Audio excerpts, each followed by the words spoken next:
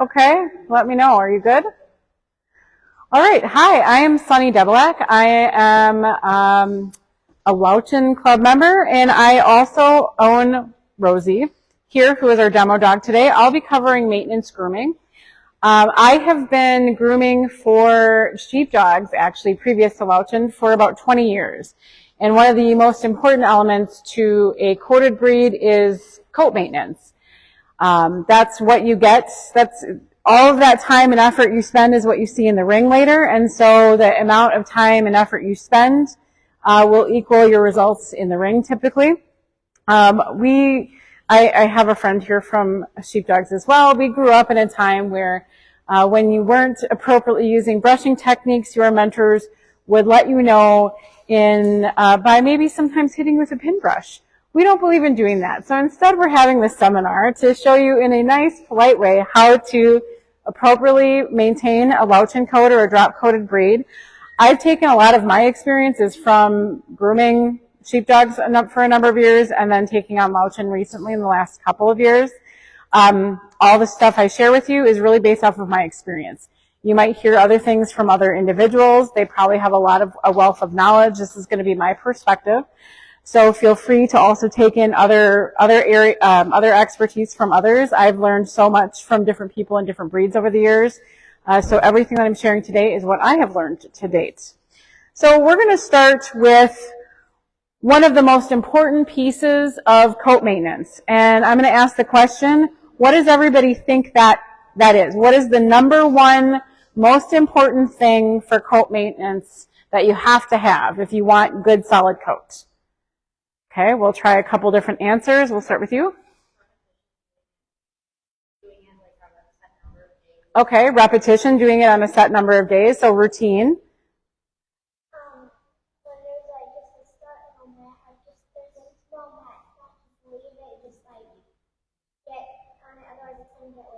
Okay, stay on top of maintenance.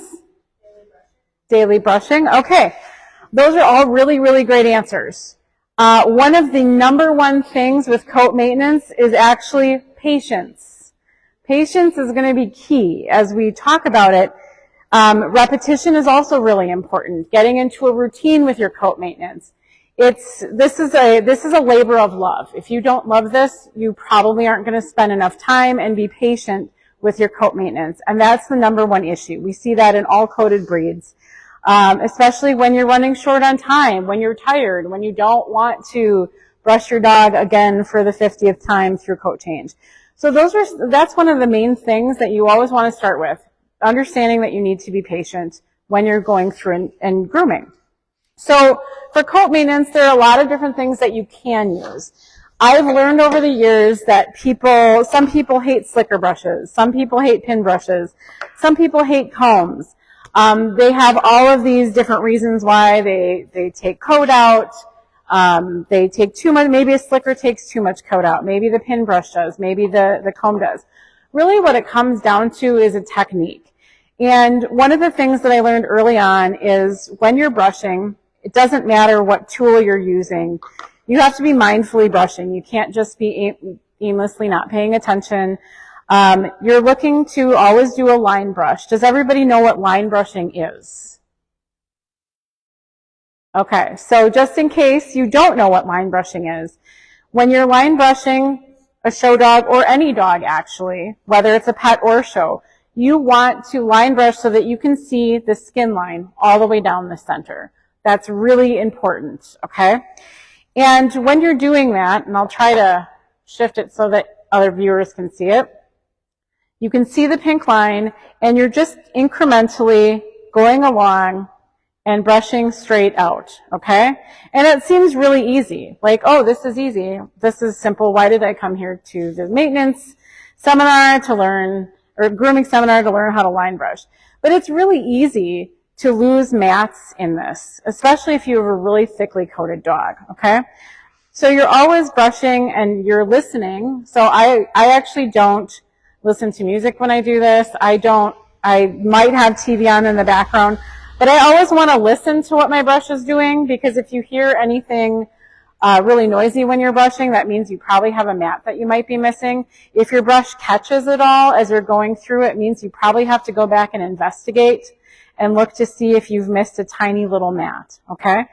So one of the first things I was taught when I came into dogs, period, was maintenance brushing. And what are some common things that you've heard? How often should you be brushing, do you think? Especially for a drop-coated breed. Yep. Depends on the breed. How often do you brush? Every day, okay. So every 3 to 5 days, okay.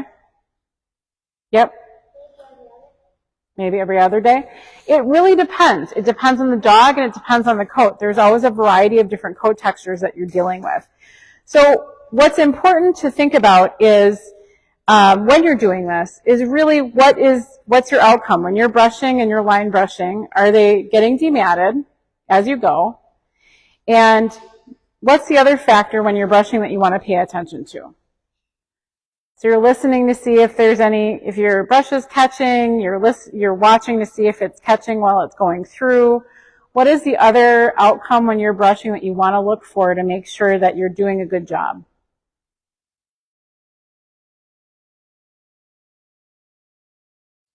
How do you know if you're doing a good job brushing? Yep.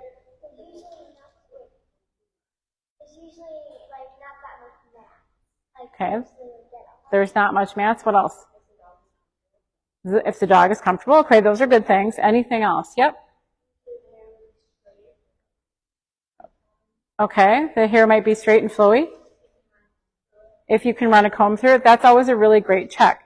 The other thing when you're brushing that I like to look for, and this is a weird game I play and it sounds super cheesy, I'll tell you that up front, is how much hair did I take out?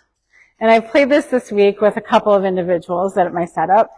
My goal is always when I'm brushing, maintenance brushing, even if you choose to do it daily, every other day, every 3 to 5 days, depending upon where your dog is in coat change, and maturity and things like that, is how much hair am I taking out and how little can I take out when I'm doing this, okay?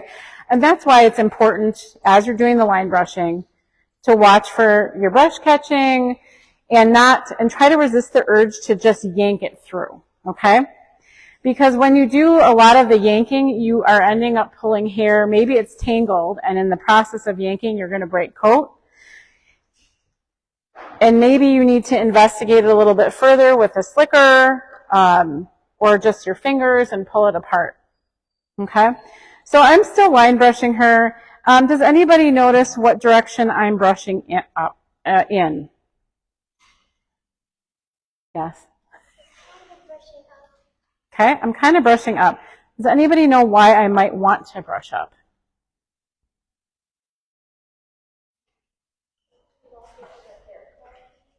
So I don't get hair caught up? Yep. Maybe there's other hair down here? Yep, go ahead.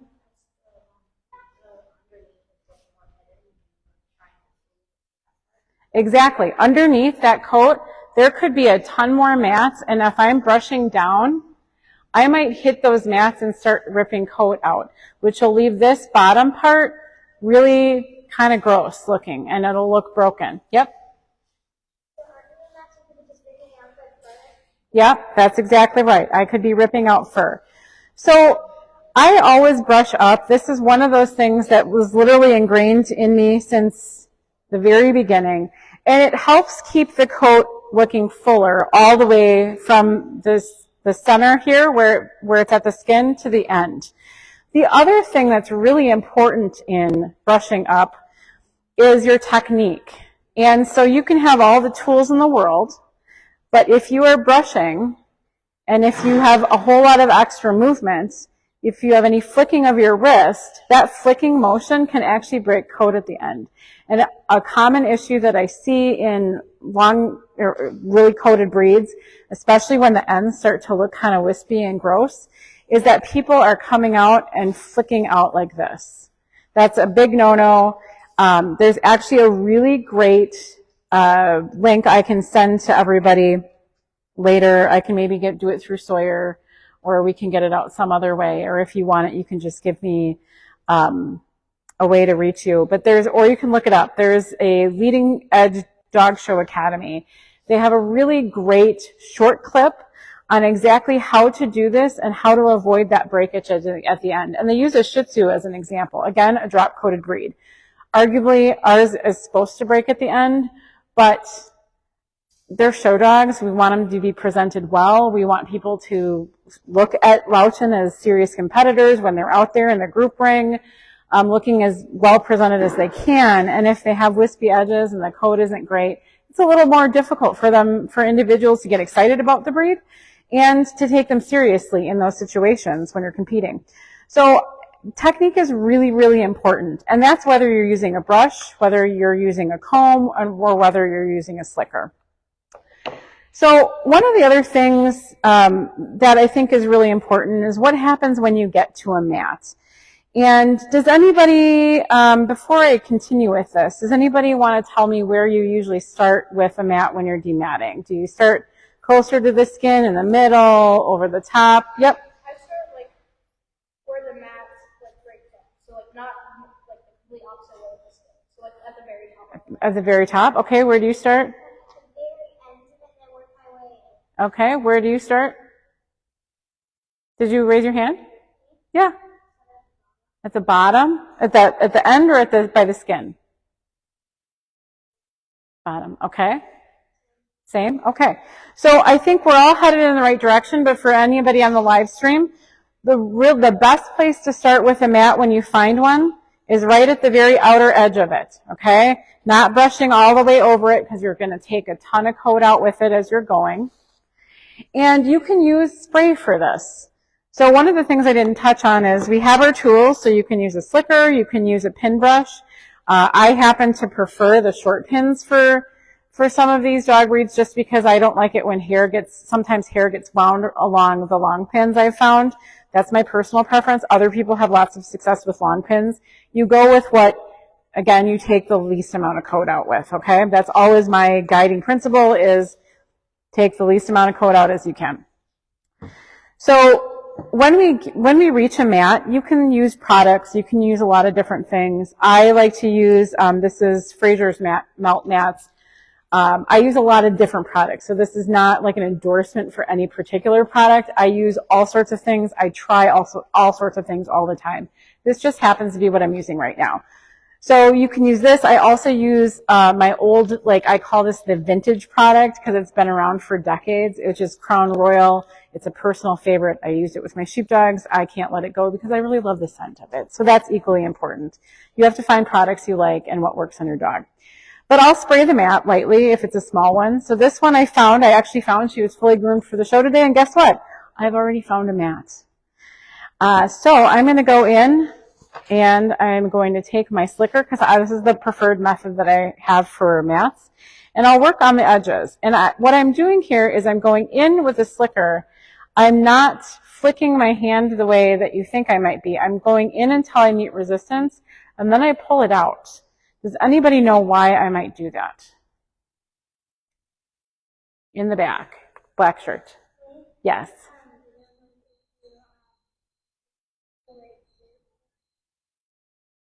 Yeah, if I pull right through, it's going to rip a lot of coat out on the way. Yep.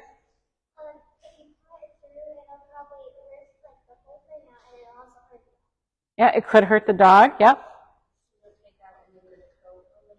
That's right. So I don't take out any good coat along the way. So that's great. You guys are right on target here. The other thing that I do when I'm holding a mat, I don't hold on for dear life so that it doesn't move while I'm doing this. I actually will hold it and I'll allow it to move as I'm brushing away because it allows it to break up the mat as I'm going and break it into small, small pieces. And I'll tell you that this right here is where a lot of the patience is required. And a lot of this will happen during coat change. And you'll have to sit there, and if you want to preserve as much coat as you can, you'll have to go through. So I took that little mat out, and this was I call it a knit mat. It's one of those tiny little pieces of hair that sticks to the hair. And if you don't take it out, this becomes a giant mat. Within a day sometimes, if you're going through coat change. If they get wet, it becomes a mat. So that is how I typically go through and I demat, okay? So let's see, what else didn't I cover? We're talking about coat change. We've talked about, there was a really great question on coat change. We were interested in that. And I think one of the biggest things there is you do have to keep on top of it every day, I think. You literally have to go in every day. Now, I personally do not love to brush a dog completely every single day during that time frame. Through a lot of experience brushing a dog every day, you do take out coat, and you're taking out coat instead of every other day or every 3 days, you're taking it out every single day, which means your dog's going to have less and less coat. Now, some of that is dead coat. It has to come out anyways, and maybe that's just the case for that moment in time. But you also still have good coat coming in. And so the goal is to preserve what you have, especially if you want to keep showing the dog during that coat change time.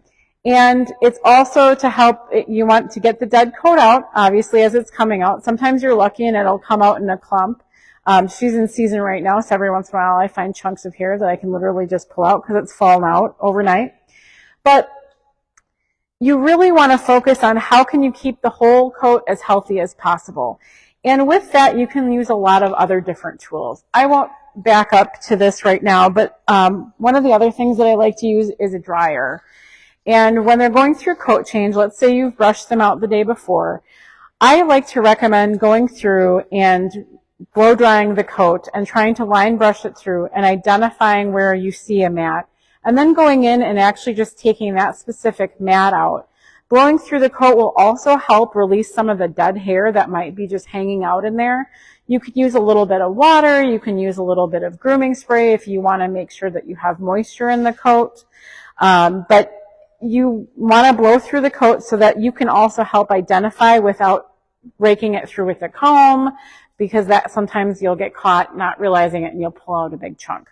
So I always advocate for using a hair dryer, blowing air through the coat all the way in a line brush format so that you're kind of going along the same planes. And when you find a mat, you're going through and you're doing your mat process. If you need to use spray, that's a good time to use the spray and then dry that area right then so that you don't create moisture and the potential for the hair rubbing together and creating another mat the very next day. Okay, so I've just got a little activity. I have a question. When we bathe the dogs, what's one of the rules with a coated breed when we're bathing dogs? Anybody else can also raise their hand. Ruby. We use like not completely like icy cold, but like room temperature cold. Okay, room temperature water. What else is another thing that we have to make sure we do when we're bathing hairy dogs? Yep.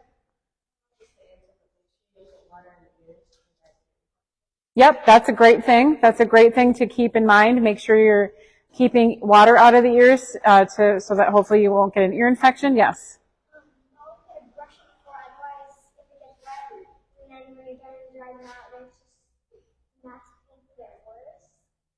That's a good one as well. And I just want to make sure I get everybody else's ideas. Check for ticks. That's great this time of the year. Please check for ticks while you're brushing your dogs. They're out there. Yep. Okay, not being too rough on the coat. Yep.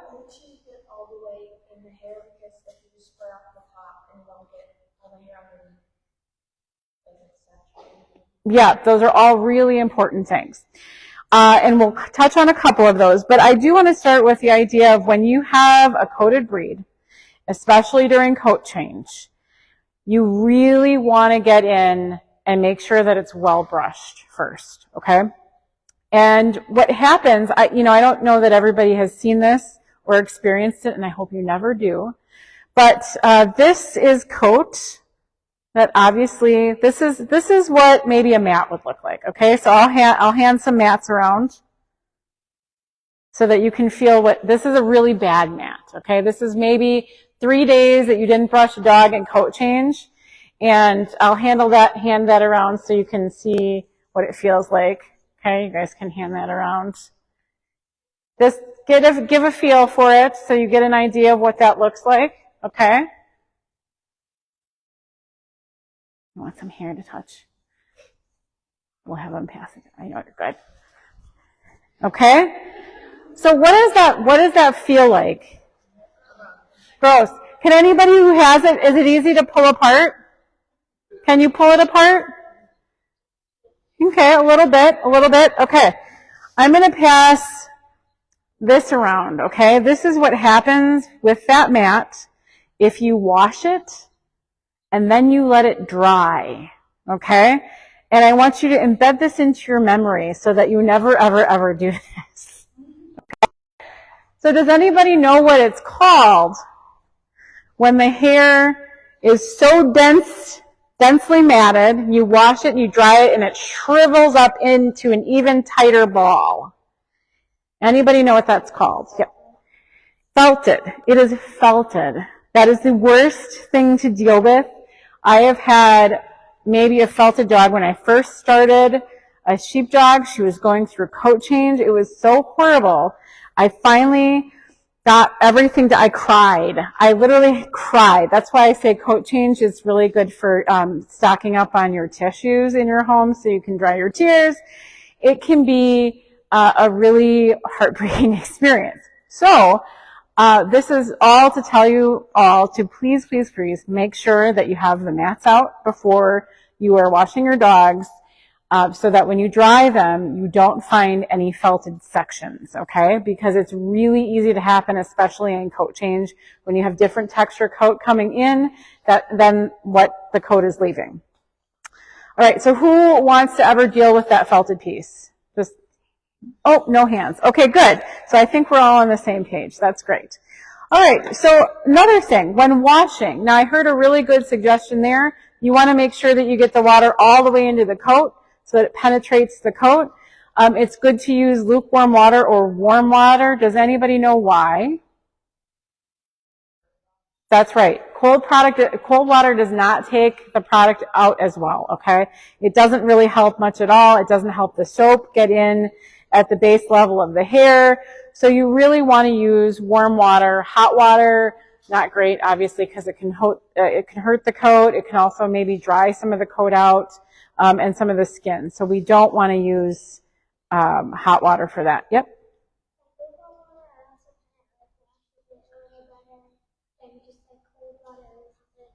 Yes, yes.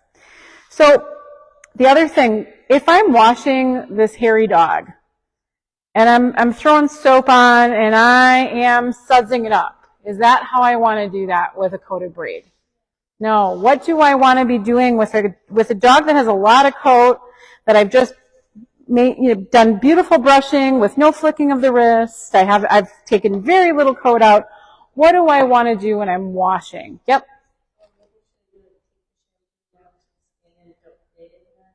Yes, yes. How do I not create mats? So I'm putting my soap on. What am I doing? A little bit. You're kind of gently going down the hair shaft, right? Yep. Yep, you're not making random motions. You're not messing it up. You're not scrubbing it in really hard. You're really going in a nice gentle motion to the ends of the hair. Maybe you'll pick a section up and you'll try to make sure you work it into the hair in a nice fashion like that. Okay, so there are a couple different ways that you can wash when you've got a show dog coat. There's a couple different ways that people do this, okay? Does anybody know some of those ways? All right, I will share some. So there are a couple different methods to wash coats, and it depends by breed and it depends on what you're trying to do. If you've got a drier coat, sometimes what you can do is you can start, there's two different methods and it depends on who you talk to, so I like to share both of them. But sometimes what you do is you'll start with conditioner, okay? You've got a dry coat. You're going to go in here. You're going to start with a lot of conditioner. You're going to soak it. Maybe you'll even use full strength conditioner.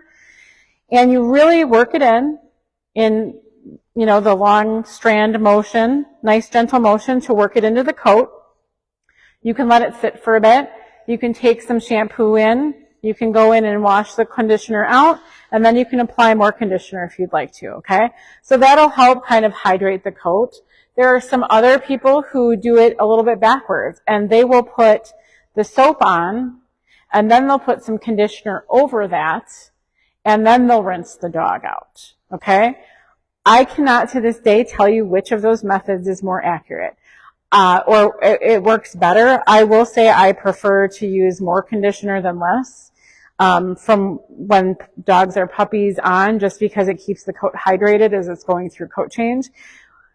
It just depends on the dog and the type of texture that you have, but those are two different methods you can try to do if your goal is to maintain hydration in a coat, okay? Sawyer will talk a little bit more about bathing for show coats, so I won't cover that, but from a coat maintenance standpoint, one of my other goals is always to make sure that the coat has a lot of moisture in it, because coats that have moisture in it don't break as easily. Dry coats break a lot easier. It's a lot harder, okay? That brings me to kind of another thought that I had on coat maintenance, which is seasonal changes. So we have, this happens across the country. You have really dry areas of the country, and then you have really humid climates. And in the humid climates, I would argue that the coats probably don't get as dry, okay? In a drier climate, when you're washing your dog, you're going to want to hydrate more. If you live in a place like Texas, Arizona, California, you have areas that are really dry at times. This is a common issue for sheepdogs. It's a common issue for a lot of coated breeds who live there. So you want to make sure that you're hydrating for your season. If you live in a more humid climate like the Midwest or the South, some of the southern areas, I still use moisture, but you have to be careful when you're going to show, because it can create a greasy look depending upon what you're doing. I also like to use coat oil at times to really hydrate and help during the coat change process. There's a lot of different oils out there, from Fraser's to Plush Puppy to all sorts of different products that you can use. I'll use that. I typically try to not use it before a show, but I will use it especially during coat change, and I will wash the dog first, and then before I dry, I will take and spray through the coat oil, and I will let it sit in there. The caution with that is you can't leave it sit in there for a week. You have to start to wash the dog again in the next couple of days, because that oil will start to pick up dirt. And the other rule, besides having patience for maintenance brushing or coat maintenance, is really that you want to have a clean coat. You're trying to keep it clean, because dirty coats dry the coat out, and that's where you get breakage as well, okay? So those are some of the elements of coat maintenance. Is there anything more specific or other questions that you have?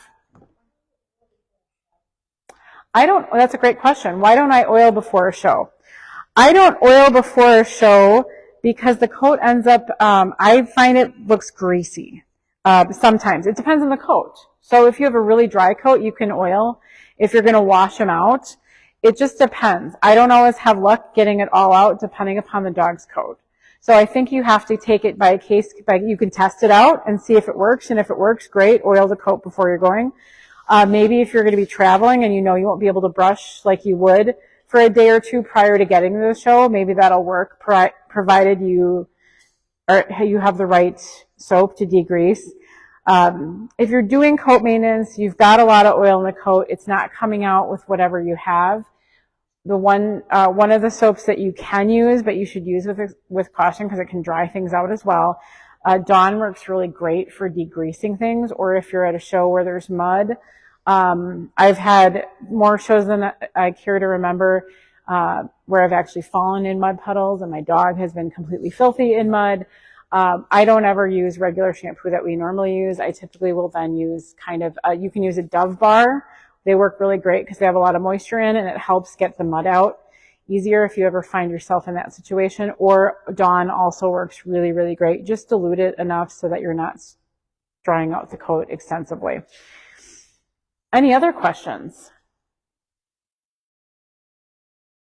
Is there anything I didn't cover?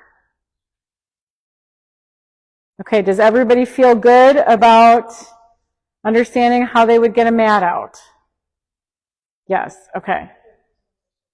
It kind of has to do with the dog. How do you train a dog to just lie there? Does it just kind of come with learning? She just came this way. No, I'm just kidding. I'm just kidding. It does. It comes with learning. So when you have a coated breed, typically, all of the breeders that I know in Lowchen and Old English Sheepdogs, we start them when they're puppies, when they're baby puppies, when they're maybe 4 or 5 weeks old, getting them used to the table. And it takes very little time to wash, to brush, to do all of those things. But you can make it fun. You can feed them on the table so that they learn that the table is a really great place to spend their time, because they're going to be spending a lot of time there. The other thing is again, as they grow, your grooming time will lengthen.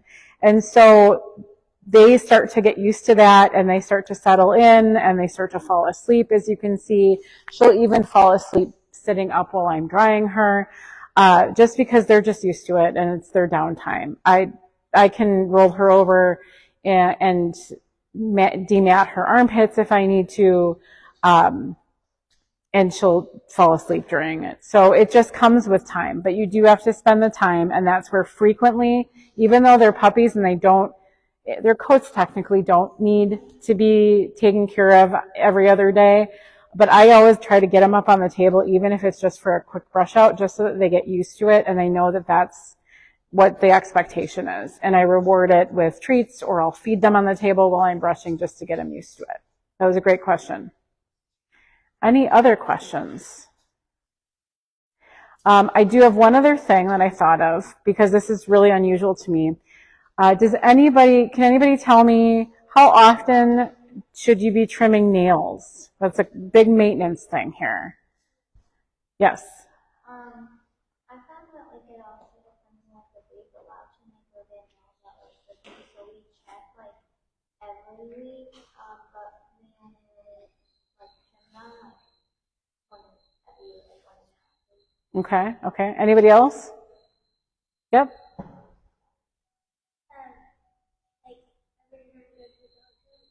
Okay. Yep. If you only go to a dog show once a month, though, you might have super, super long nails, right? Right. So for frequent dog show flyers, yeah, maybe every week. I would say, unlike some other breeds, it seems like non-sporting breeds grow their nails really, really quickly. So in order to stay on top of it, nails should really be trimmed. You should try to keep that on a weekly basis. You can Dremel, you can trim with clippers, but in order to keep that nail at an appropriate length for the dog, for the dog's foot health, and also just to maintain a nice appearance, I would recommend once a week, making sure that you stay on top of that as well as part of your grooming maintenance. Yep. What about paw pads? And how to keep that say, so I have pets that are water dogs at home. So their underpaws, between their paw pads get matted really easily. Yeah. What is the best way to prevent that? Obviously, besides going through there and combing everything, because that's really uncomfortable for both the dog and myself. Just pull those apart. Right. And they'll cover some pet trimming later, and we'll cover kind of foot maintenance in the show grooming section. But for regular maintenance, I'll say paw pads, for example, if I'm talking about my sheepdogs, I try to get in there at least, I would say I probably do every 2 weeks. One of the reasons is because it also means that the paw is slipping on the ground, and you want them to always have good ground contact. So from a maintenance perspective, I try to get that out, shave it out with a shaver. So you use a tiny little shaver, and you get in there, and you get in between the paw pads, and we can, yeah. That's great. So we have a sheepdog person who just chimed in, which is really helpful. No, that's very helpful. If you have a pet dog in winter, it is better to keep some hair in there, just not a ton, and so you do cut it straight across the bottom. But Sawyer will talk a little bit more about the show grooming piece of that. I'm not going to touch on that because she is really excellent with that, and I wish I was as gifted at toe trimming and show stuff as Sawyer. So she's going to cover that for us. Anything else? Okay, does everybody feel like they could comfortably come and take care of this dog right now? All right, very good. Well, then I'll hand it over to Sawyer, and she can tell you a little bit more about the show grooming of the Lowchen. Oh, wait, there was one thing. Okay, there was one thing that I know that was asked. I'm sorry, I literally was just looking at my products and I remembered. Tear stains. Tear stains are a big, common thing with, as you can see, she has them. As a puppy, they were really dark red, and she just had puppies, so I did not keep up on coat maintenance very well for this piece of it. I kept her brushed, but this kind of fell to the wayside. Tear staining happens a lot. It seems to happen a lot in non-sporting breeds. It seems to happen a lot in drop-coated breeds.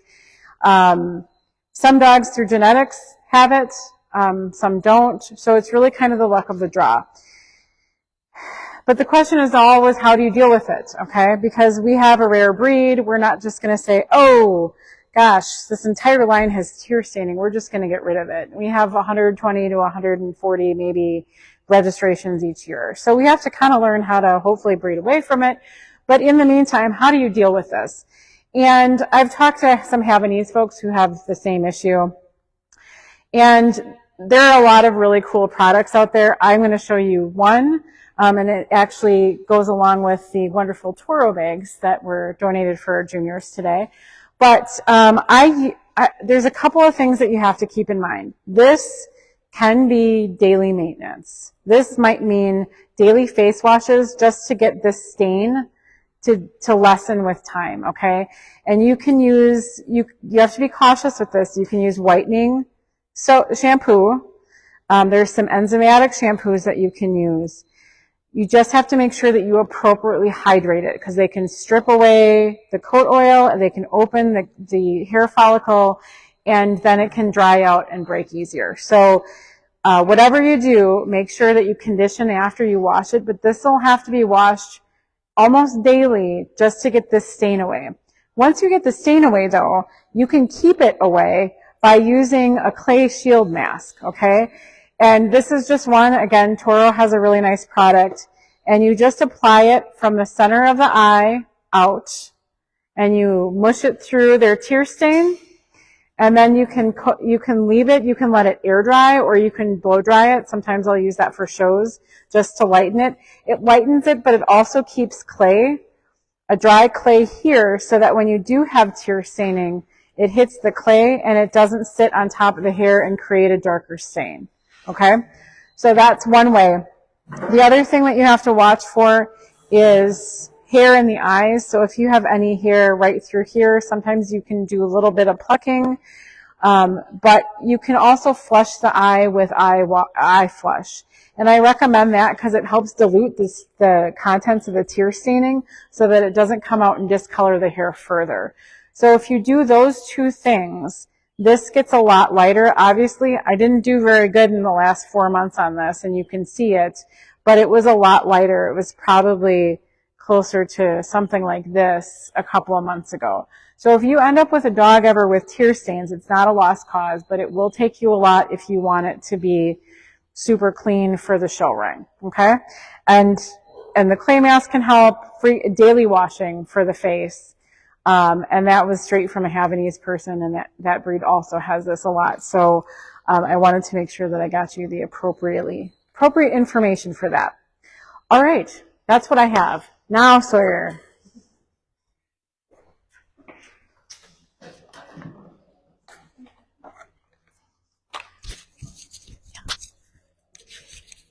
Really quick on there. All right, it'll just be a few minutes. Oh, that's still. Come on, buddy.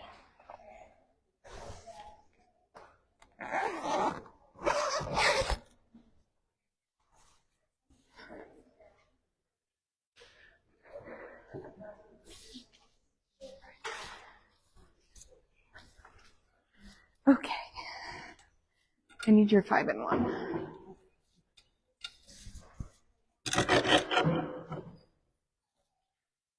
Okay, so if you see me peeking at my phone, I made myself like a little outline so that I don't forget anything.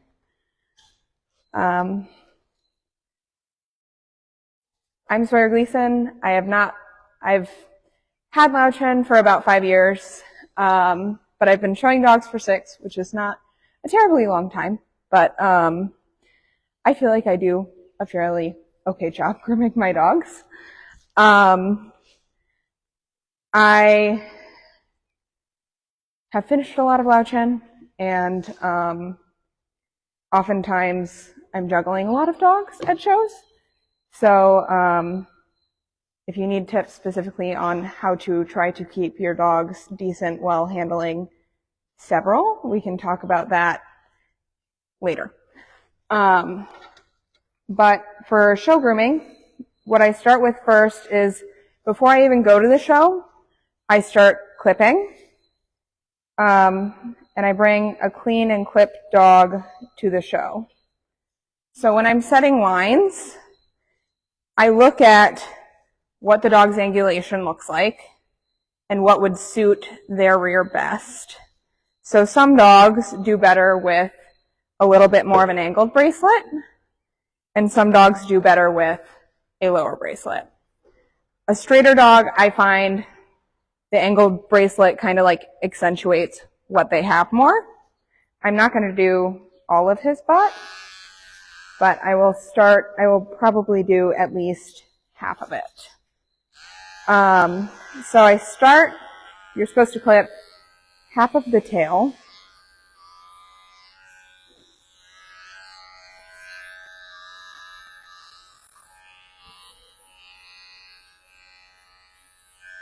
And I try to get this line as straight as I can. And when you're clipping dogs, they have a lot of weird cowlicks, so you want to make sure that you go reverse on all of those. And then when you're setting the rib line, you want to make sure to not pull the dog's skin forward, because that can change the line that you're setting. So when I'm just looking for his rib, his last rib is right here, so his line right now is correct. So I'll just go right up to where his line currently is.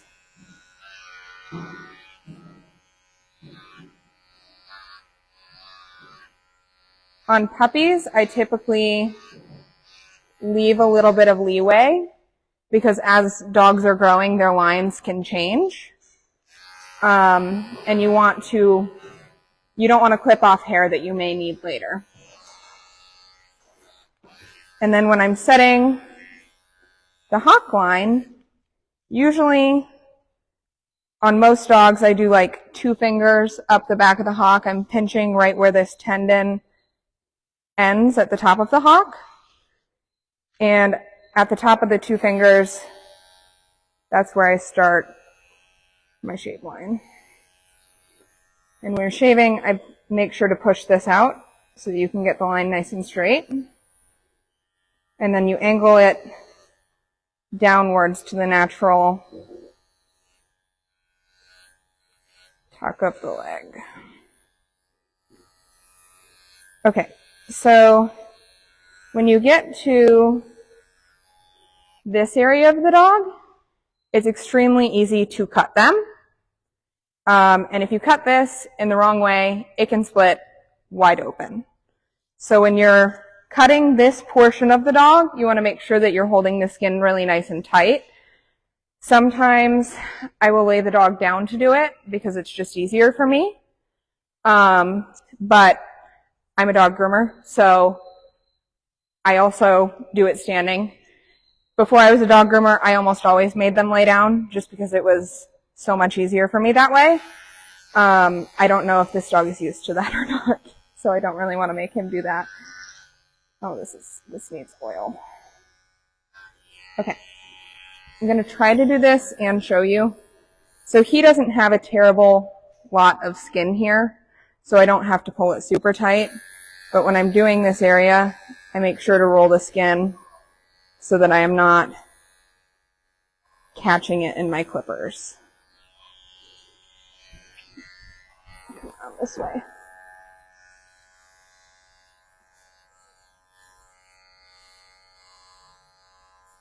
There we go.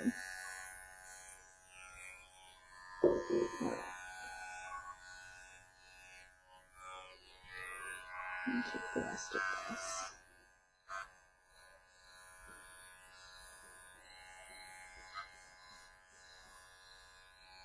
And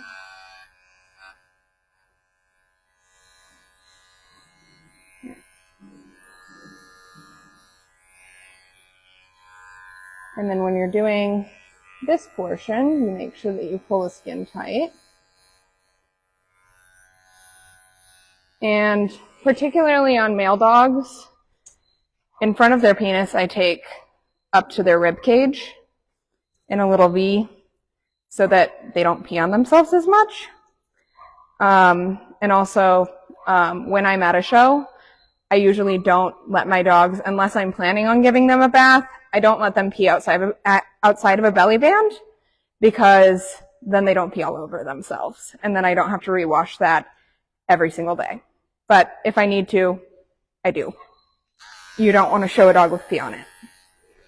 All right, so the front of the leg is another thing that you want to roll out. Let me get the rest of this hair off.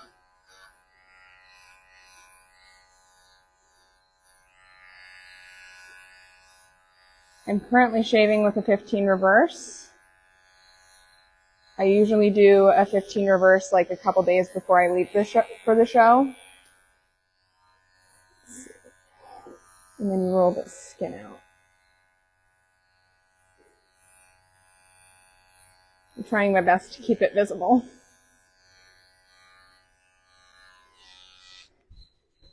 Okay, so almost every dog has little spirals on its butt. So when you're doing those, you want to make sure that you come at them from all angles so that it's nice and smooth.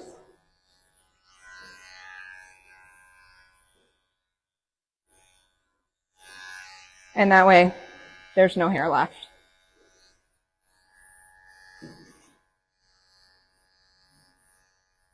All right. Now just go right back.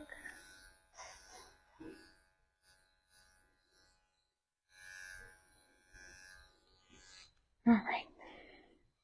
And then when you get to the inside of the leg, what I like to do is I lift up the opposite leg and I go in from this side so I can see what I'm doing and I'm not changing my line by moving the leg.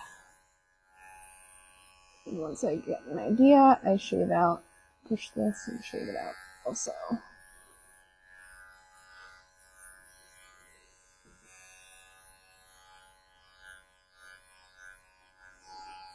All right, so now that is pretty clean.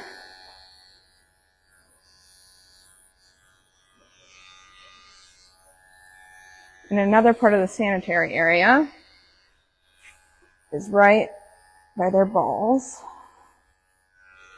their testicles.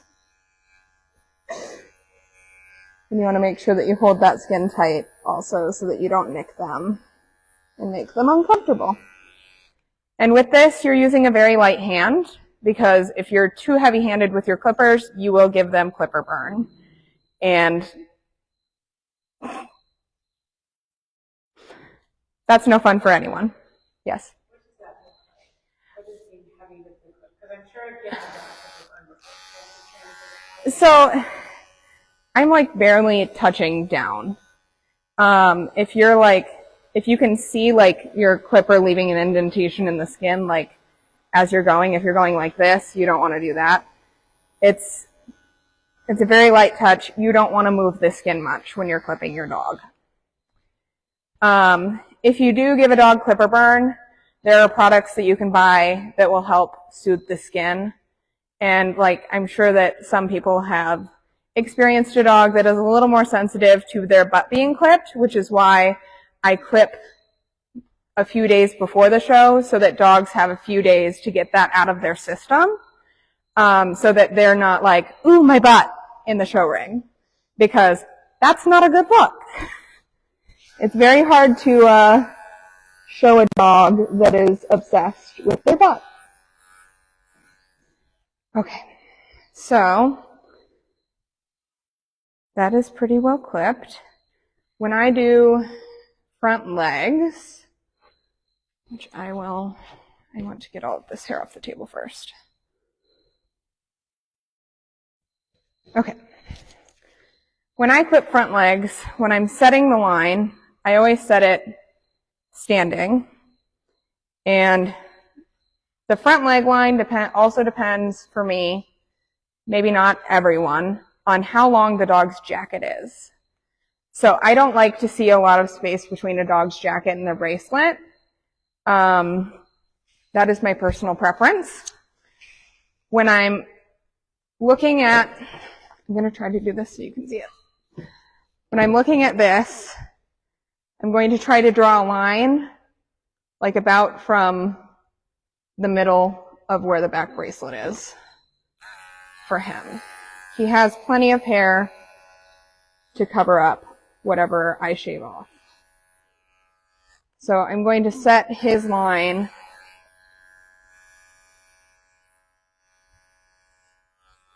right about there. And it's the same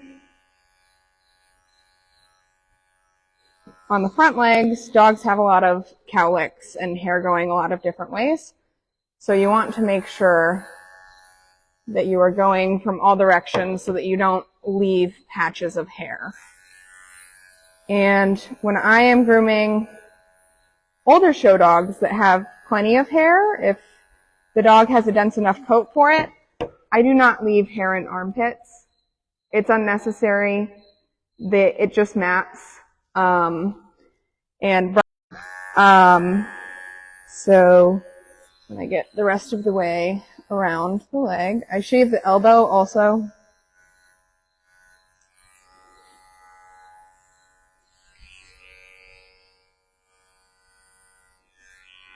And then I pick it up this way and I try to continue, move the hair out of the way, and try to continue that line around.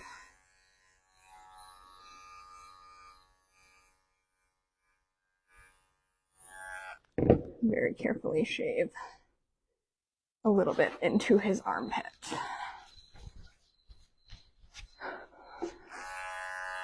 All right, and then I come around the front and I move all of this hair out of the way.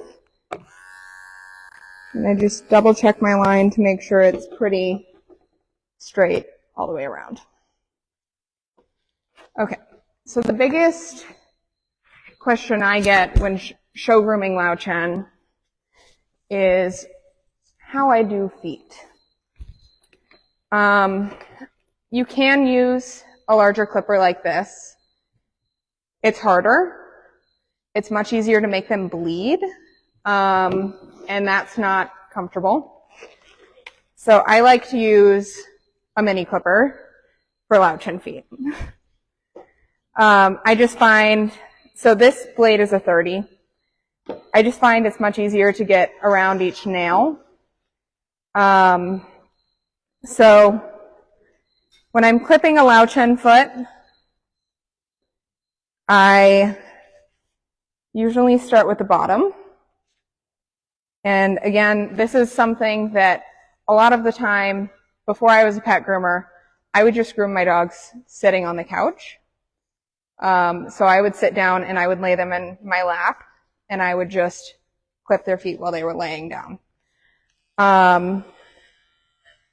So I usually start with the bottom. And for Lowchen, it says shave the entire foot. So you want to go all the way up the back of this paw pad to this knuckle bone. So I'll take this hair off. And then I pay attention to the line, but I don't pay attention to getting all of the hair off right away on a Lowchen foot. I just kind of do like a rough clip in first to get the bulk of the hair off so that I can see what I'm doing. And this is another thing that is kind of personal preference, like how far you go up on the foot. I only like to go to this knuckle. Some people may go higher, some people may go lower.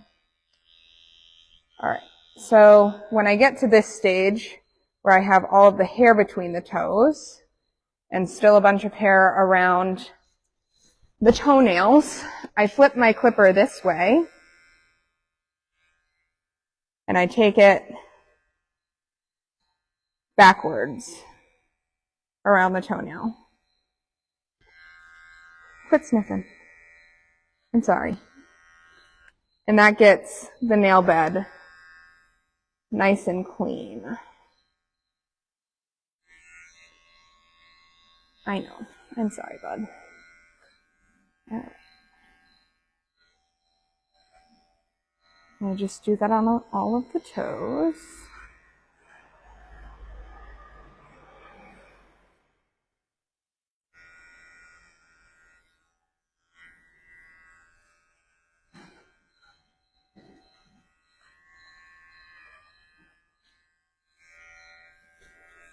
All right. And then so the next thing is going between the webbing, which a lot of dogs do not like. This is another part of the dog where you really want to make sure that you stretch out that skin because it's very easy to catch. And I use my finger underneath the foot to push this skin out while I'm clipping in between each toe.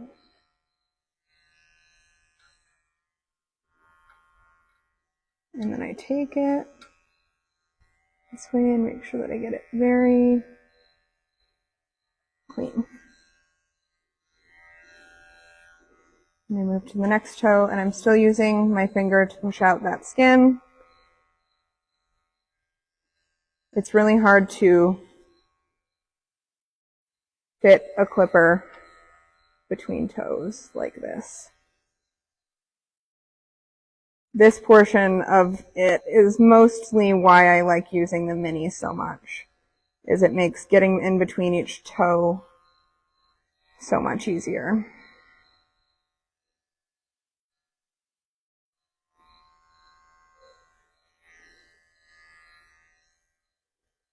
All right. Do you guys need me to do more than one foot? Do you have any questions? Okay. Okay. Let's see. Okay. After you have done all of your clipping, you want to make sure that the dog has all of the excess hair that you just clipped off out of its coat. You always want to use brushing spray if you're brushing coat out. You don't want to brush dry hair. So I would take brushing spray, mist him all over, and make sure that I really quick brush all of the hair out and take a comb through him before I pop him in the tub. When I'm giving a show bath, I first shampoo all over the dog. Yes? Usually before, so that when I'm blow drying, if I missed any hair, it will blow out. When I'm giving a show bath, I usually shampoo the entire dog, sometimes twice, and then I will condition the dog, and if I have time, I always let the conditioner sit for about 10 minutes. If I don't have time, it doesn't matter that much.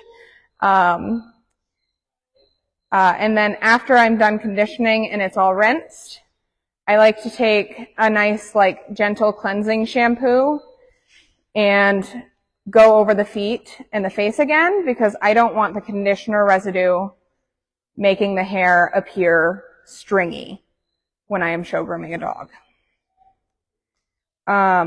When you're going to a show, if you have time, I would give your dog a bath every single day.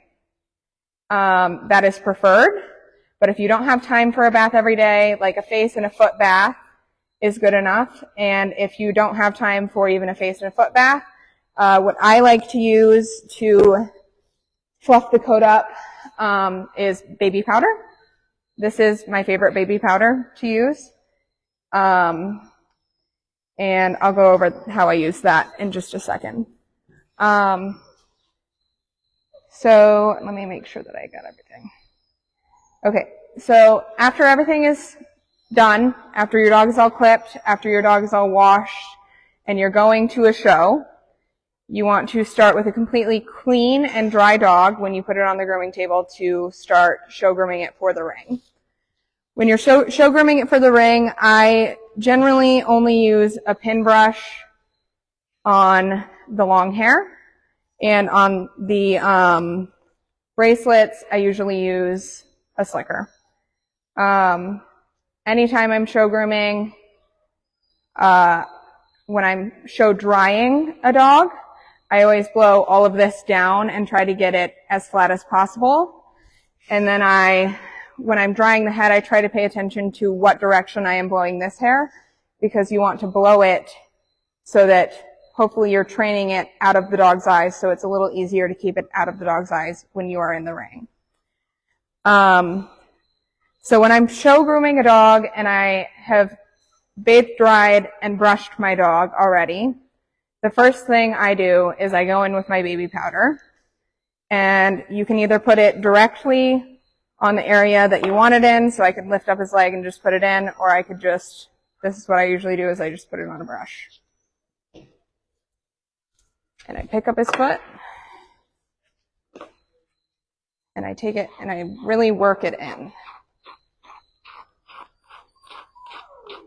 And I find that this just helps the hair stay fluffed and not look stringy.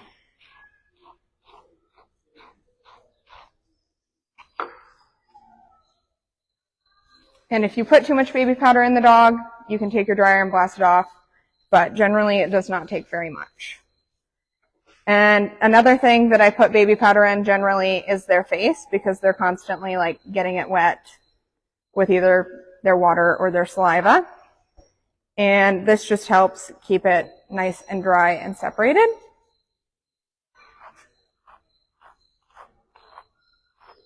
And you want to be careful to keep it away from the dog's nose, because it can leave white marks.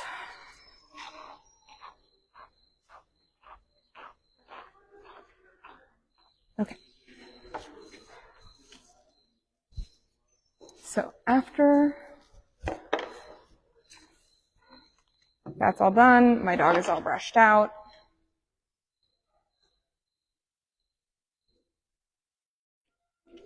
And I have put baby powder in his face and his feet. This is the point where like I am ready to go over to the ring. And I do not do anything with my dog's heads until I am at the ring, because especially young dogs, they like to duck their heads and their hair immediately flops over into their eyes. And everything that you do at your grooming setup, you have to redo. So I generally wait until like a few classes before my dog goes in.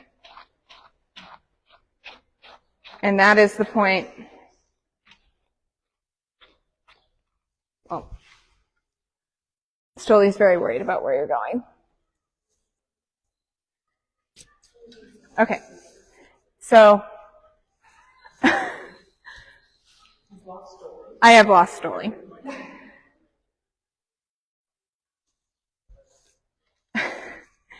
Okay, so my dog is all clipped. My dog is all, I've put powder in his bracelets in his face.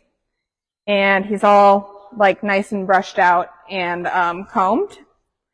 When I get to ringside, and it's almost my turn to go into the ring, which like back when I started showing, I would nervously do my dog's head way before my ring time, and by the time it got to my turn to go into the ring, it was all for nothing and I had to do it all over again anyways. And you don't want your dog to have too much product in their hair because it will feel crunchy. And if you're using gel, it will just look like kind of oily and stringy if you have put too much product in their hair. So what I use generally to keep a Lowchen's hair out of their eyes is any like firm hold hairspray or like not light hold, just like anything like medium to strong hold. But you don't want to use too much strong hold because you don't want to create a helmet head. And I don't like, so I do very minimal teasing. The most teasing I'll do usually is I'll take this section of hair and I will backcomb it a little bit with my brush.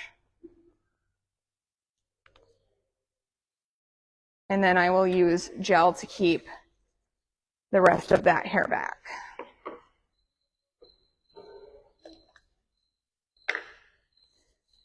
On puppies, you really have less of a choice. They usually don't have enough hair for gel to do anything for them, so that is a situation where you will need more hairspray. If you find that your dog's hair is flopping back like more from like back here and like it's just dropping and all of this head hair is back, or all of this hair like up front is what's in their eyes, that's the point where I would take hairspray and I would spray like more towards the back of the dog's head. You don't want so much up here. And that's generally what I like my heads to look like when I go into the ring. It's just like very minimal and natural looking. I don't like to do a lot more than this. No beehive. No bump it. And then what I also do with the gel is I take the gel and I will smooth down this hair because that hair likes to pop up. And I'll take it here and I'll take it right above the eyes. And that is usually all the more product I need. Does anybody have any questions? Okay. And I will hand it over to Kristin. I have a question. Sorry. Oh, yes. How many days before the show do you shave the dog? Because the cook's supposed to be like an eighth of an inch. I've never had a judge tell me that my dog's butt was too short. But generally, I do it like I said, I like to do it like at least like 2 or 3 days before the show because I don't want, like, especially on a sensitive dog, them to be so worried about their butt when I'm trying to show them. And usually giving them a few days is enough for them to get over that initial shock of like, oh my gosh, something happened to my butt. So.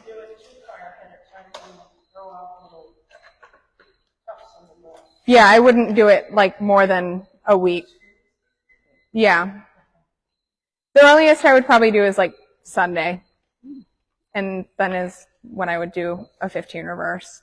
If you're doing it closer to a show, I would use like a 10 reverse. Are there any other? Yes? One question came from the live chat. What kind of gel? Oh. So I use, it's ORS Olive Oil Edge Control. Is it the same kind that you would use for your own hair, or? Yes, it is human gel. What? It's human hair gel. Human hair gel. Yes.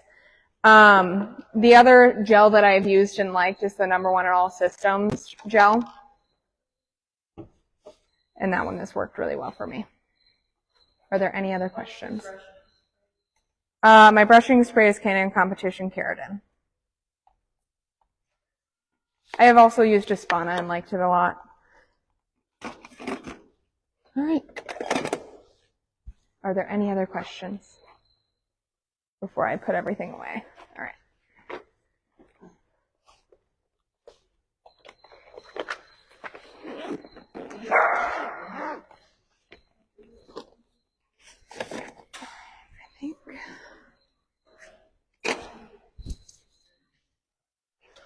Wait, buddy.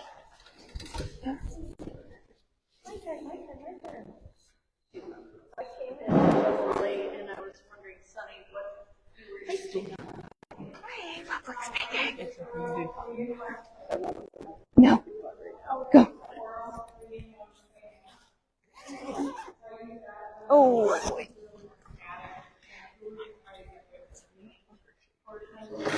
Fuck. Yeah. Oh. This is for you. Thanks. Nobody needs to hear me anymore.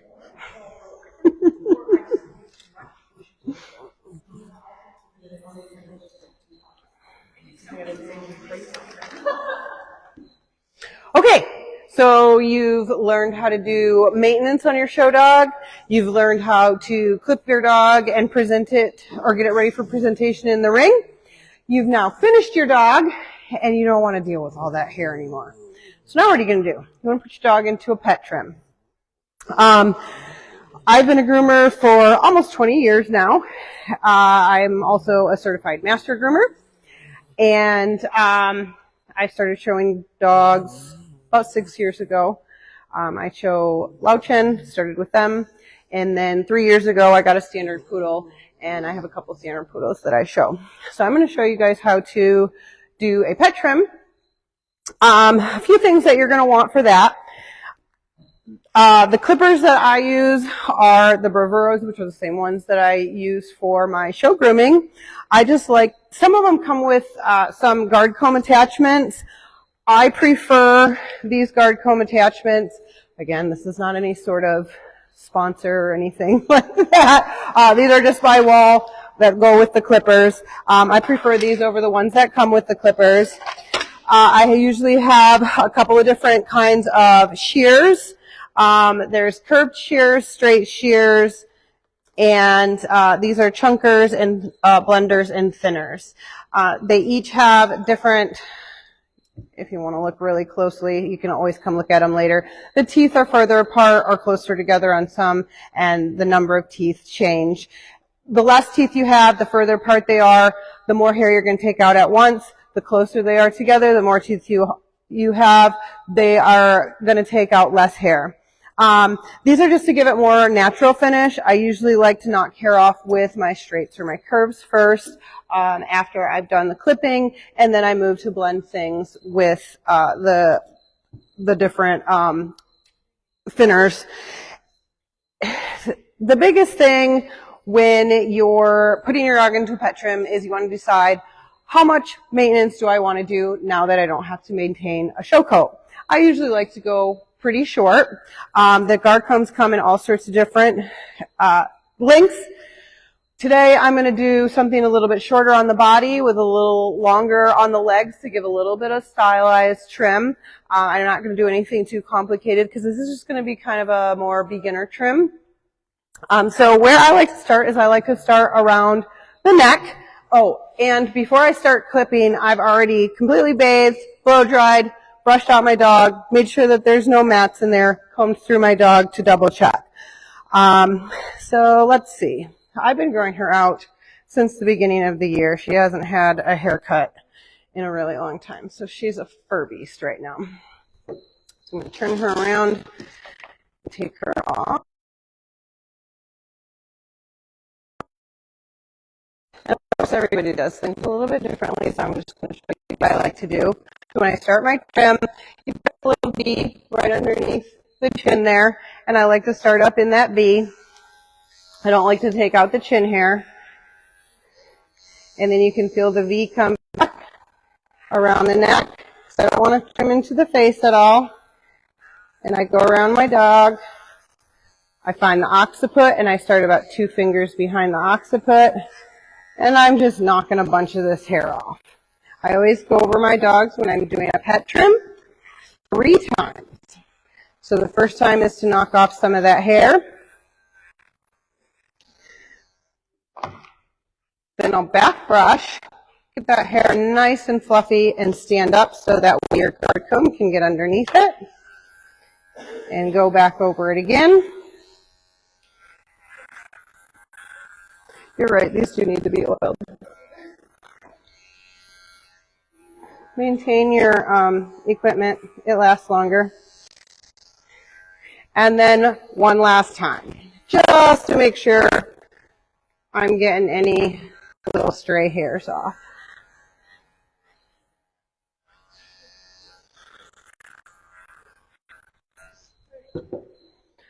Then I'll put my back dog on the lead.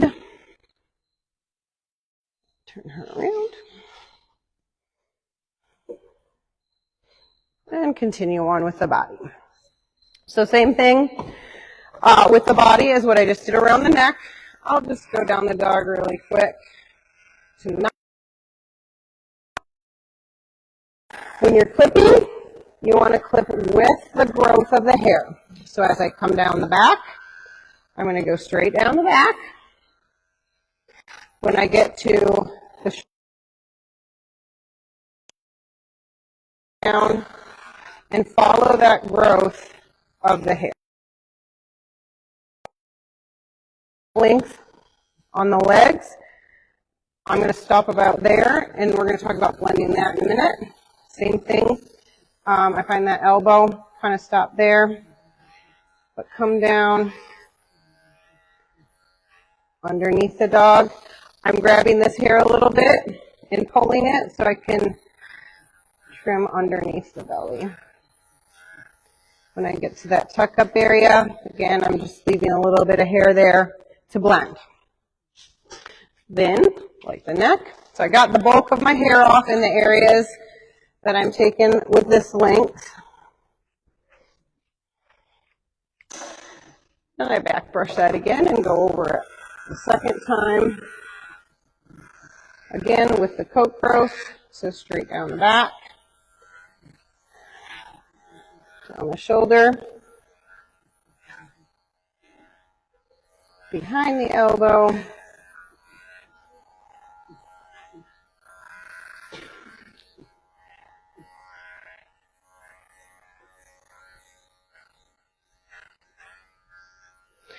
and then for the actual belly, I will actually, instead of going with the coat growth and come this way, I actually like to take the belly just a smidge shorter by going in reverse. So I'll take this down the belly that way. Find the front of that arm. Can't really see what I'm doing up there, so hopefully I'm doing what I want. I'm trying to stay out of the way. Lift that arm to get underneath there. Switch around so maybe I can see a little better. Back brush.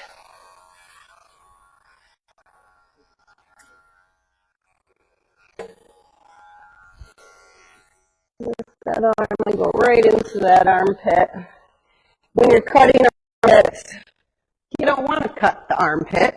So always watch, there's a little flap in that armpit. Watch where that flap is so you don't actually cut the dog in that armpit.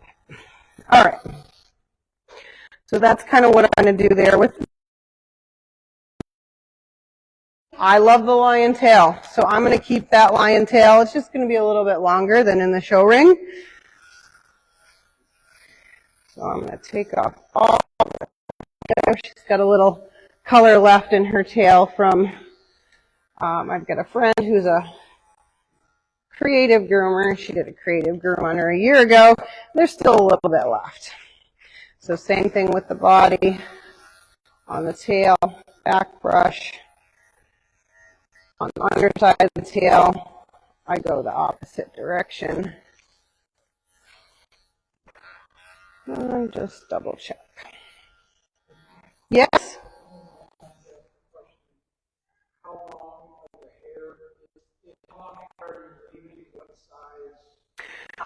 So the question was, what size guard comb is this? This is the blue guard comb, a 2 guard. I believe it's a 1/4 of an inch is about how long this particular guard comb is. My box of guard combs here are all sorts of lengths. 3/8 specifically? Okay, 3/8 of an inch. I have the 5-in-1 on the Bravura. The question was what size one, I have it on the shortest setting, which is typically referred to as a 40 blade. If you switch the blade, those come with a different set of guard combs, and usually you'd use a 30 blade underneath there. You can't use a 40 blade because they're too small and the guard combs don't fit on those. But I like these for the little dog. They don't have a ton of power to them, so when you have a really thick coat or a really long coat like she does, it does take a little bit to get through it. On it. Now I'm going to start working on the legs. I'm going to do a little bit different length on the leg, but I want to blend a little bit before I switch into a different length. So I was talking a little bit earlier. I left myself a little bit of extra room. I like to take it about to the elbow. So I'm just going to be a little bit more precise now before I switch to a longer blade. And when I'm doing this, I'm using full pressure right on the shoulder. And when I say full pressure, like Sawyer said, you're not jamming your clippers into the dog. It's still a light pressure, but I'm actually touching the skin or the hair. And then when I come down to the elbow, I kind of just skim off. Okay, so I get a lighter and lighter pressure, so I'm not cutting into the leg with this shorter guard comb. And then the same thing on the back. You kind of decide where exactly you want to start your transition from the shorter to the longer. I kind of prefer right about in this area here. And same thing, full pressure, and then I lighten up a little bit and just skim right off. I still like to see angulation on my dogs, even in the pet trims. So I will typically, with this shorter, still come in. I kind of almost do it similarly, not exactly, sorry for the people with schnauzers, but I kind of do roughly about where you would strip with a schnauzer. So kind of down into that bend there. Schnauzer people, don't kill me. It's not specifically a schnauzer trim. So that's kind of where I like to take that. And she kind of, her chocolate kind of is where I like to trim. I follow her color. A lot of people aren't going to have the trim here marks on their dogs. All right, so I've kind of blended that area. I'm going to come up front. Stand. Good girl. Stand. This here. We don't want a bit of extra, and just like on the side and on the back, I'm going to come in and skim off. I don't think that took a whole lot off because it's hard to do from the other side. Now I'm going to switch to a longer guard comb. This one is the lighter purple A guard. 1, 2, 3, 4, 5. So this must be 6/8, which is what, 3/4, if I do my math right.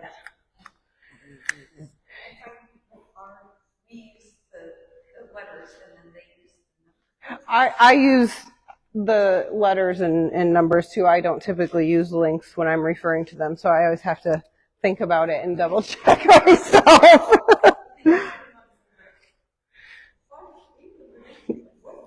Yes, yeah. Michelle was just saying that, for those that can't hear, that are watching online, she was just saying that different people refer to guard combs in different ways. On the package, they're labeled either with numbers or letters, and some people refer to them that way. Some people refer to them by their color, and some people refer to them by the actual length that they cut. All right, so now we're to the leg. And same thing with the body. I'm going to go with the coat growth, but I now have a little bit longer of a guard comb on there. I'm going to go down that leg. Be very mindful when you get to the hock area. You don't want to take your clippers straight down because you can actually cut into that hock. Your guard comb can go on either side of that hock and cut right into that. So the way that I like to navigate that area is I do it on the outside, and I'll actually, this back hair, pull that around, and then same thing on the inside, lift up the opposite leg, and then I'm pulling the hair around to get the hair on the back of the top of that hock. So I knocked my length off, fluff that up, do that a second time.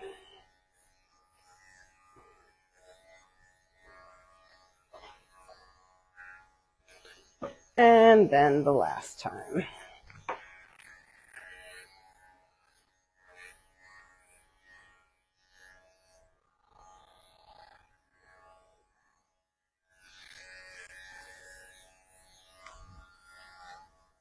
Then the same thing for that front leg.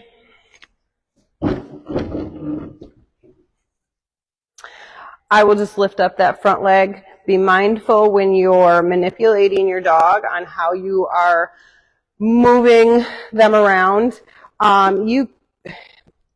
Dogs have more of the forward and backward motion. They don't have as much of this side motion. That doesn't mean that you can't move it, but make sure you're not taking that leg and cranking it straight up to the side. That's going to be really uncomfortable for your dog, and then your dog might not be standing still for you because they're trying to get comfortable because their body just doesn't move like that. So I try to do a lot of forward and backward motion as opposed to sideways. On the front leg, there's not a whole lot that you really have to worry about too much cutting, except for the back there where it kind of goes into the elbow. Just take that hair or the skin and pull it around to the side so you can catch it there.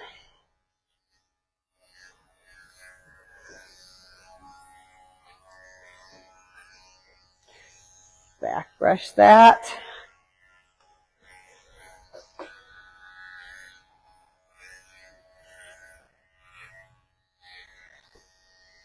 Know where that elbow is.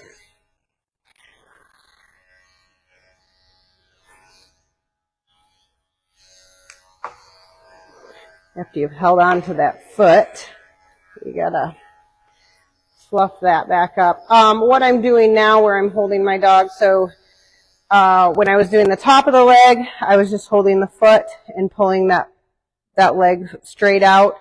When I'm doing the bottom portion, I actually will take the palm of my hand and put that elbow right in there and give it a gentle squeeze so the dog can't do that a whole lot. For dogs that don't like to have their feet messed with, which is kind of a lot of Lowchen. And one last time. Try and stay out of the way. Okay, any questions about the basic guard comb clipping? Any questions there yet? Okay, after I've gotten a majority of the hair off and set the length with my clippers, I will then go in and trim with scissors. Grab these two. She's kind of lazy and likes to sit down. So when I work with my shears, I prefer to switch over to a comb. And I'm going to do a lot of the same similar kind of things that I did with my clippers. We're now just working with shears instead. Basic shear, how to hold them. They're not like paper scissors where you stick a whole bunch of fingers in and you're doing like this. For grooming shears, you're going to have just the tip of your thumb in there, and then you're going to use that ring finger. And then a lot of them have a little pinky rest there. There are technically terms for all different parts of the shears. We won't go into that much detail today. So I comb that hair down now. Before I was fluffing it up. Now I am going to comb, make sure I get all the extra fluffies out.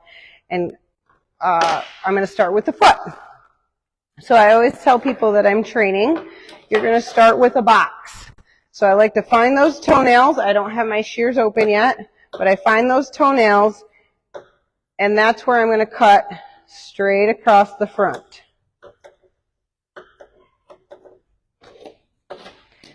And then the side, I have my shears at about a 45-degree angle to the table while I'm doing this. Same thing on the inside. And the back. So I have a square.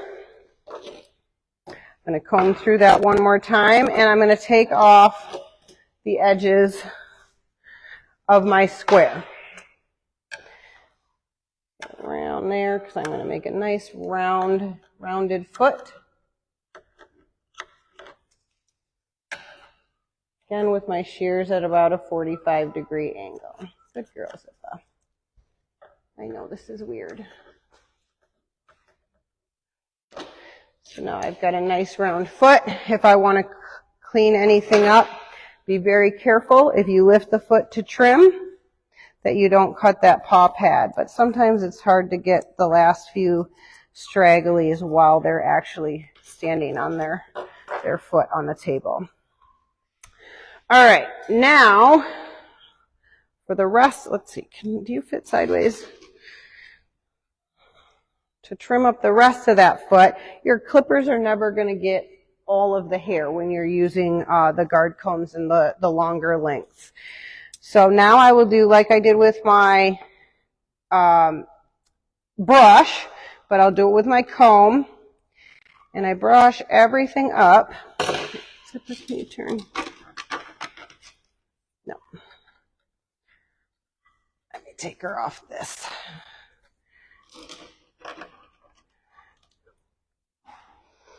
All right. So when you now comb it all up, you can see kind of the general length that we have on the inside and the outside, but then you see these long pieces that are sticking out. So you just want to cut off those long pieces and just go straight down.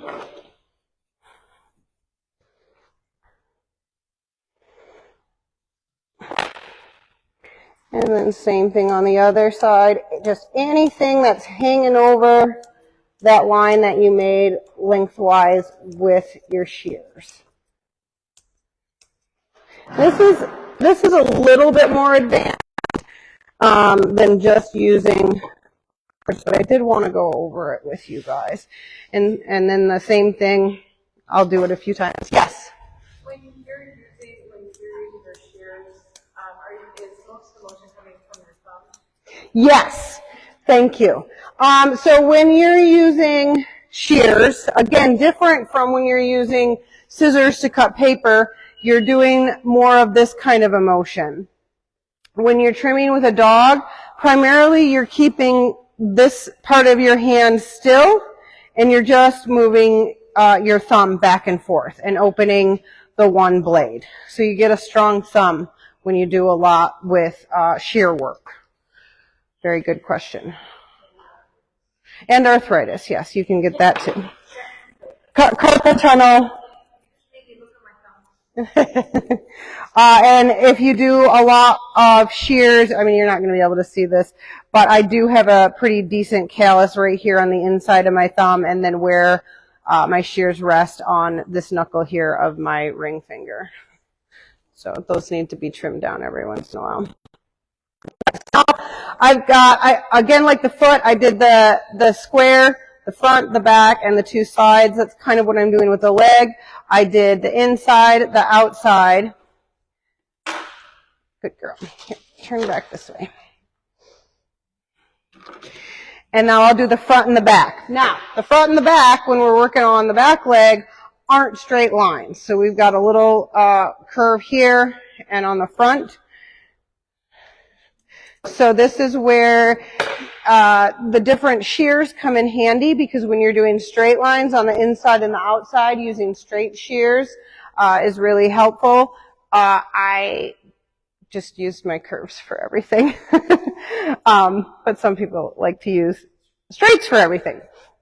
But this is where I would then recommend switching over to your curved shears, because curved line, curved shears, straight line, straight shears. Just kind of makes a little bit more sense that way. And I use them backwards. Again, we're going with that the curve of the leg, so you can give some angulation there. And I'm just cutting straight across right now, because I did straight up and down, straight across the back, even though there's a little curve there, right down to the hock. And then the hock straight to the ground. Just straight across this way. All right, this one's going to be really hard.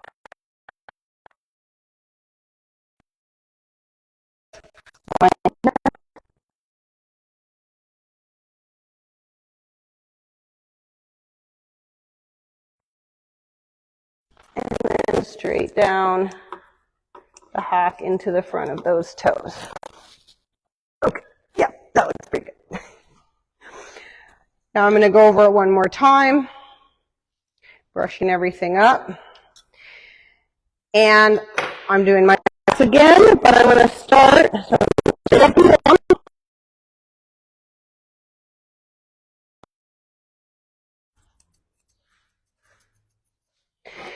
Now I'm going to take off my edges as I do the front and back. So if I go straight across this way, when I get to the inside of this leg, I'm going to take off here, take off that corner, because we don't actually want our dogs to be a box. Straight across the back, and then take off that corner. And I'm constantly moving hair out of my way so I can see what's attached to my dog and what is no longer attached to my dog. And along the front.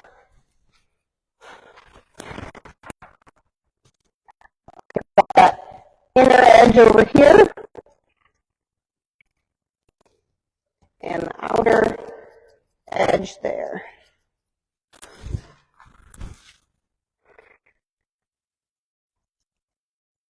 Oops, sorry, I didn't mean to stab you.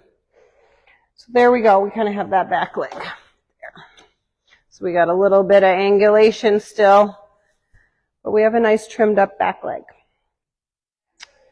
I think the back legs are a little bit harder than front legs because of that angulation, where the front legs are more just a column. So I'm going to start the same way. And I'm going to trim that foot, maybe, the back, the front for my box, the inside and the outside. Get rid of the hair and then take off the edges of my box.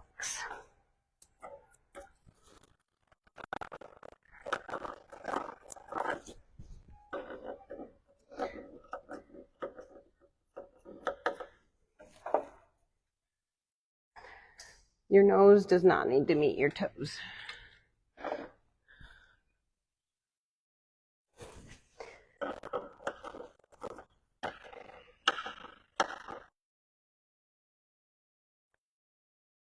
Then I'll do the actual leg and comb all that up.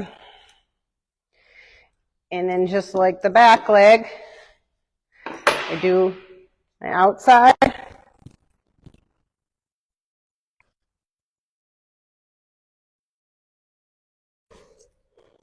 Ideally, you want your shears up and down, but in order for me to stay out of the way, and not turn into a pretzel. Whoops, I can't do that.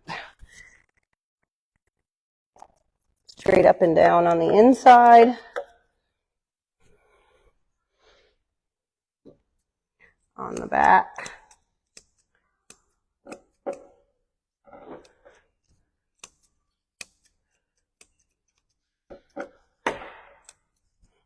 And then the front, you do want it to go in a little bit there, which I started to do when I was doing my clipper work. So I got the 4 sides of my box. Oh, I missed a little bit on her chest there, so I'm just going to nip that off. Get that out of the way. And now I'm going to do my box again, but take off my corners.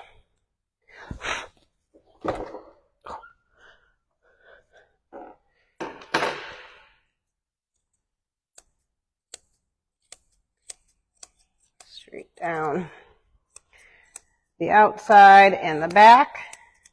And then just take off that corner of the box there. And the inside corner.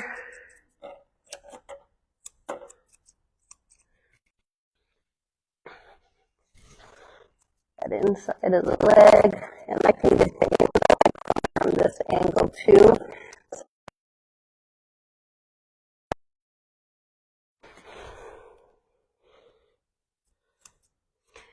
And in and down.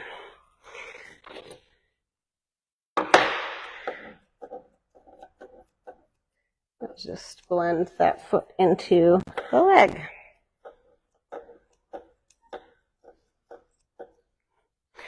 And then stand back and see how that looks. That looks pretty good. Now I like to connect the two together with that underline. So we got the front leg and the back leg. We got a little bit of stuff sticking out there. Make sure you know where your dog's belly is, because you don't want to cut into the belly or nipples, especially if you have a girl that's had a few litters and might be a little jiggly down there. So this is just kind of on this angle. It's going to be shorter up here in the tuck up, down to the elbow. Okay, any questions about that part? Do we have any questions coming through online? Okay. So now we've got the bulk of our dog set. I'm going to do the head last, where the thinners come in. Is one last time before I've completed my dog and move on to the head, I like to brush everything back up again. Look, found some stray hairs. And that's where I'll come in with my thinners or blenders. And just, it is sometimes a little bit to go over them one last time. And if you ever have any chop marks on your dog from either the clippers or from the scissoring, watch out for any body parts, whether you've got a boy or a girl when you're working there right in between those legs. I use these sometimes, we'll call them like erasers. So if you've got any clipper marks from those scissors or those clippers, you can go over it with your blenders or thinners, and it will erase those straight marks that you might have in the hair.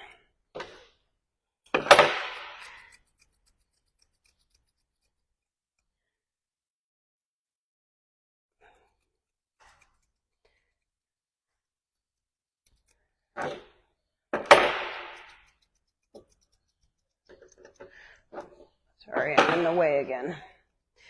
Now, this is where I'll be a little bit more careful again, because we've got that armpit. You want to know where that little flap is in the armpit, and you don't want to cut into it. And any hair sticking out over that elbow, you want to know where that elbow is so you don't cut that elbow. And I'm scissoring like this mostly so that way you guys can see better, but typically you're going to want your shears this direction, up and down.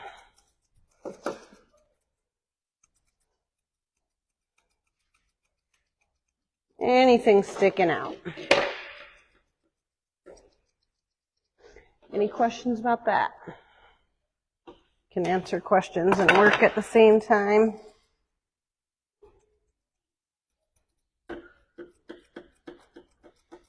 Sometimes for that foot, it's a little easier to do it if you, again, hold it up to get any stray hairs off there.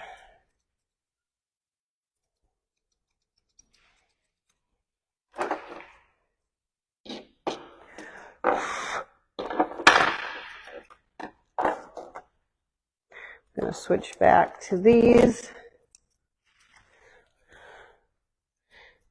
to get anything else off. All right. So we've got our body done. Well, half our body. We'll pretend I did this side too. Back to my clippers for the head. And I think I'm just going to use the same thing. This was the lighter purple or lavender or the A-guard. When I'm doing the head, ooh, this one's going to be hard to stay out of the way. All right. So I find out where the tops of my ears are, and I don't want to cut into the ear. And I like to go in reverse on the top of the head.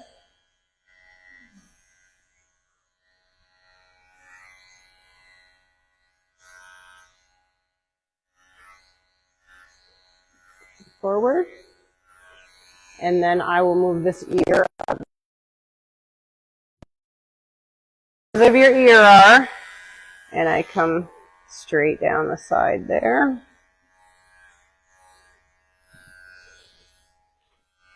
And the other side.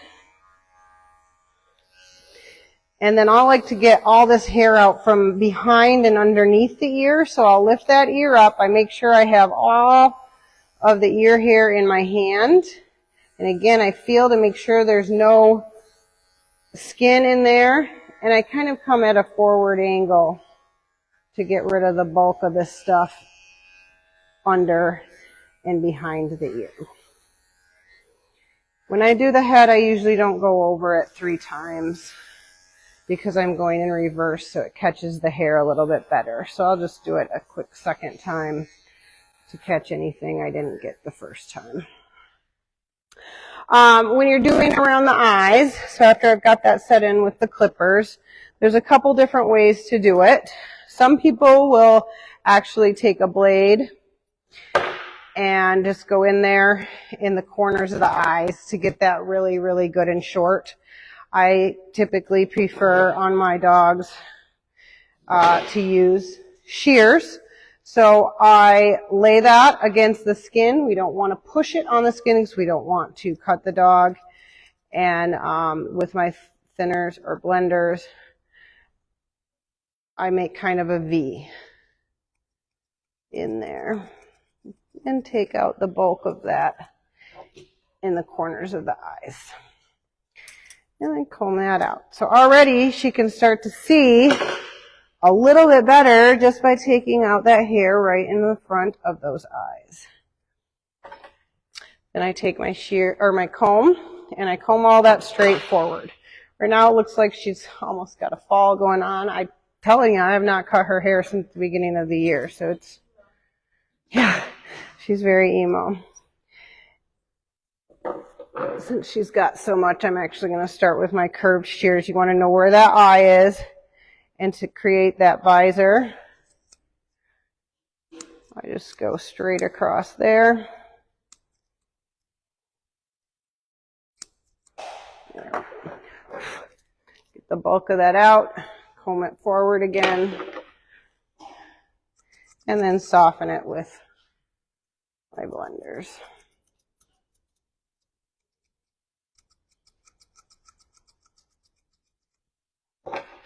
And then I like to get the corners of these eyes too, because I don't like that overhang. Some people do like a little bit more left on the corners. Personal preference, you can do what you like.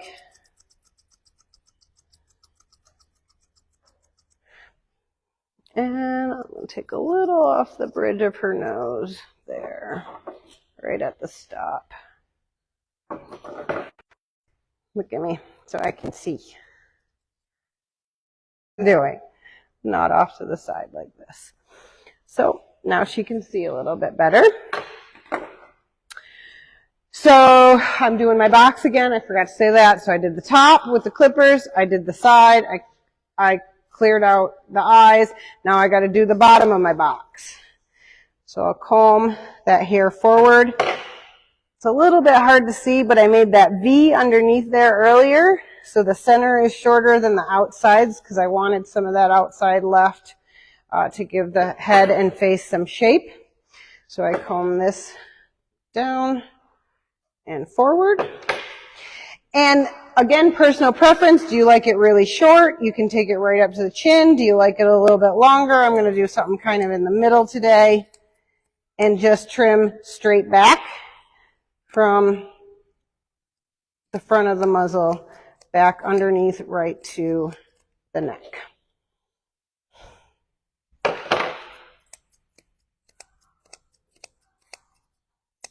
right. Top, sides, bottom. Got my square done. Now I want to take off my edges, which is a little bit different than what I've done for the rest of the body. Let me see where I can stand for this. Actually, turn sideways. So what I like to do is kind of a half moon shape from the nose. Find that back of that ear. You don't want to cut into any of the ear hair, but to the back of the ear. So I do, or crescent, half moon, whatever you want to call it. That depends on how much of an angle you want there. So I start here. Go underneath. And back up behind and underneath that ear.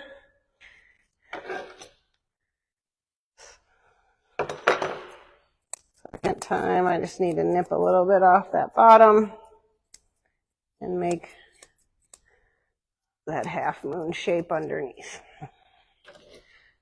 I'm going to do both sides.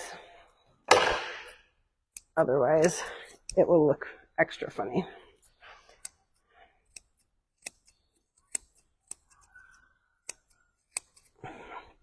All right, so now I've got my shape set in there.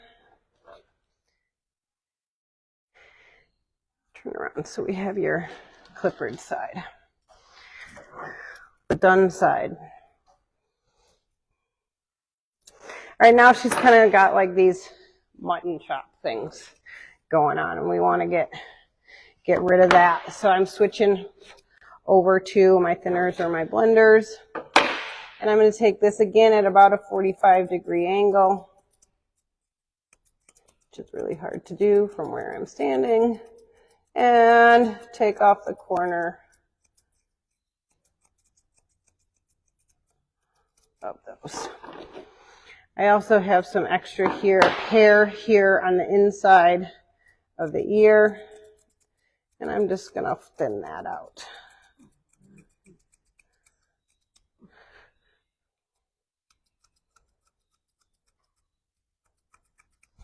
All right.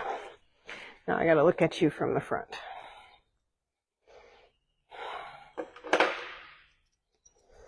So I've still got a little extra here on the eyes.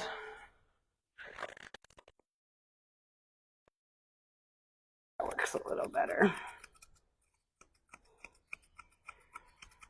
Just to create a cute muzzle shape here.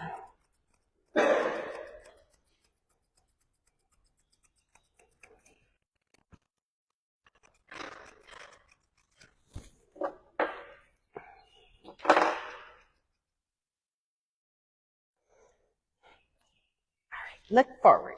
Look straight ahead. So you can kind of see how I got that muzzle shaped there.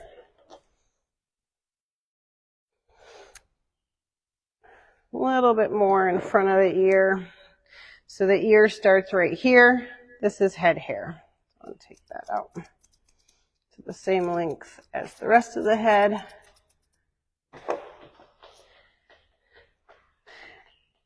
Any questions about the head? Great. Then the ears. Ears are just personal preference, another personal preference. Do you like them really short? Do you like them really long? Do you like them straight across? Do you like them with a curve? The biggest thing is to know where the end of your ear is. So I'll take my fingers and I kind of gently pinch and I can feel the end of her ear leather right there. So I can't take them shorter than that unless if I want to give her a crop, and I do not want to do that. So we'll just kind of go straight across the bottom here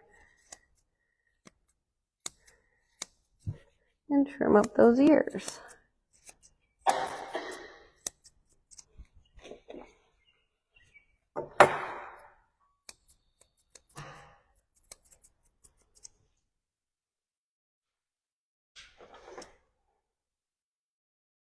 We got the ears.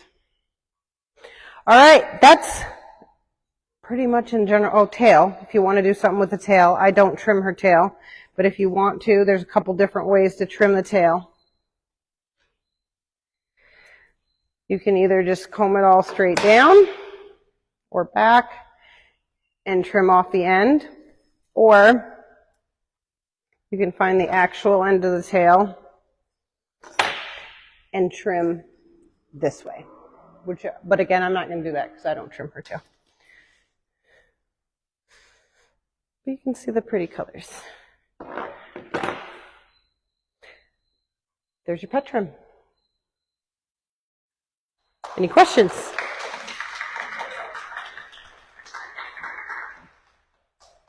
All right. Any questions about anything? Yes. Obviously nothing. The question was, what do I do for blade maintenance on the clippers? There are different products out there. There is a clipper cleaner where you just dip the tip of your blades into it while they're running, and it cleans it. Also, it is important to oil your blades on a regular basis. And when I say regular basis, it kind of depends on how often you use them. As a pet groomer, on busy days, I'll do it, or I should do it, at the end of each day. If you are just doing your own dog, every few grooms or so, you want to put a little line or bead of oil along your blade. They make specific oil for your blades, so don't just go get like car oil or something. There is blade oil out there, and you want to put a little oil on your blades. Anything else? All right, I think that's it. Thank you for all the information for all three of you for sharing. And if you come up with any questions later on, or anybody who's watching on the live stream, if you have any other questions, feel free to message any of us at any point in time. I guess I probably shouldn't talk for them. Message me at any point in time, and I'd be happy to answer any questions you have. I can answer any questions of any of the other two did as well. All right, have a great night.